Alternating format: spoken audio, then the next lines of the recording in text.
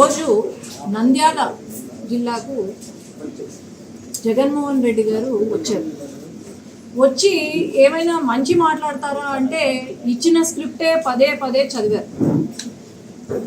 అసలు 5 సంవత్సరాలుగా ముఖ్యమంత్రిగా ఉన్నప్పుడు ఎప్పుడూ కనపడలేదు మా నంద్యాలలో.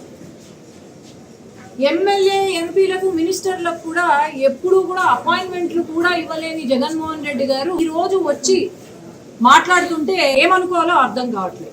ఇప్పుడు ఫ్యాక్ట్స్ ఏంటి అంటే,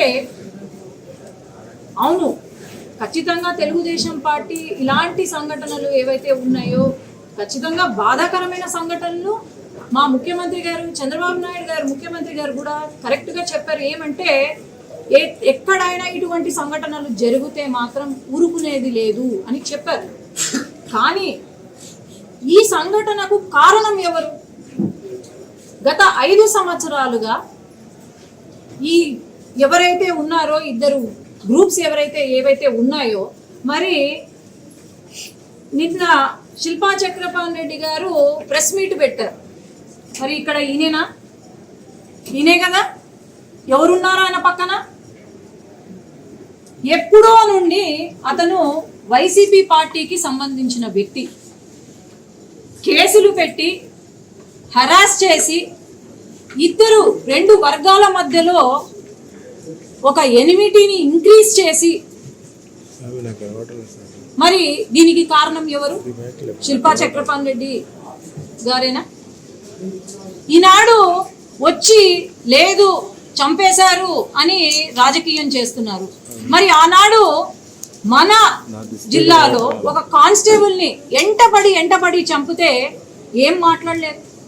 అబ్దుల్ సలాం కుటుంబం అందరూ నలుగురు సూసైడ్ చేసుకుంటే ఏం మాట్లాడలేదు.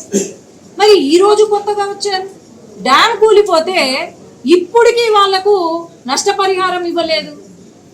మరి ఆనాడు లేనిది ఈరోజు లా అండ్ ఆర్డర్ గురించి మాట్లాడుతున్నారంటే, సొంత చిన్నాన్నను చంపితే చెల్లెళ్ళు అన్నా న్యాయం చేయండి అని గత 5 సంవత్సరాల నుండి అడుగుతూ ఉంటే న్యాయం చేయలేని ఆనాటి ముఖ్యమంత్రి జగన్మోహన్ రెడ్డి గారు మరి ఈ రోజు లా అండ్ ఆర్డర్ గురించి మాట్లాడుతుంటే మరి ఏమనుకోవాలా?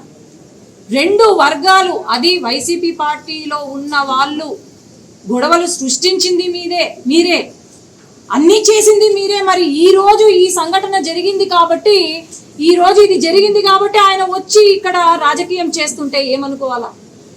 ఇది ఖచ్చితంగా మేము ఎందుకంటే స్క్రిప్ట్ చదివారే తప్ప ఇంకా ఏం లేదు. ఆయనకు ఫ్యాక్ట్స్ తెలియదు, అక్కడ ఏం జరిగిందో తెలీదు, ఏమీ తెలీదు. ఈరోజు తెలుగుదేశం పార్టీ గురించి మాట్లాడుతున్నారు. మరి సంక్షేమ పథకాలు కరెక్ట్గా అందాయా? జయమన్నంటే జగనన్న అంటున్నారు. మరి ఈ రోజు ఖచ్చితంగా చంద్రబాబు నాయుడు గారు చెప్పిందే చేస్తున్నాం. 30 రోజులైంది వచ్చి అధికారంలోకి, అప్పుడేనా ఆయన మాట్లాడేది? అలాగే ఏమన్నంటే మాటకు ముందు మాటకు తర్వాత రెడ్ బుక్ అంటారు. ఇంకా లోకేష్ అన్న రెడ్ బుక్ రాసుకున్నారే తప్ప రెడ్ బుక్ తెరవలేదు. మరి తెరిచిన తర్వాత వీళ్ళది ఏంటి, వీళ్ళ సంగతి ఏందో నాకు అర్థం కావడం లేదు. అనవసరంగా నోరు జారద్దండి. అనవసరంగా వచ్చి ఇలాంటి రాజకీయాలు చేస్తే మాత్రం ఎవ్వరూ కూడా సహించరు. ఇప్పుడు వరకు ప్రతిపక్ష హోదా కూడా లేదు.